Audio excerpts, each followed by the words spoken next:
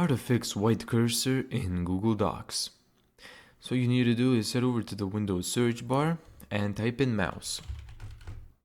Click on it. And then here on the right, you're gonna see additional mouse options.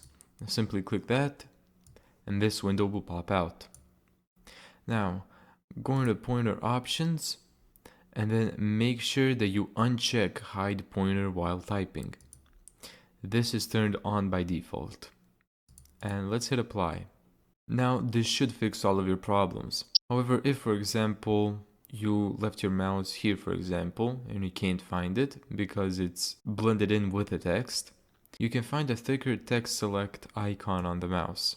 So let's just go here, go to pointers, scroll down until you see, now here it is, text select. Let's browse. And now you can select whatever icon you want to replace the text select one. I'm just gonna leave this one because I don't have any trouble finding it. Thank you so much for watching this video. If you found this tutorial helpful, make sure to give it a thumbs up and subscribe. And as always, see you in the next video.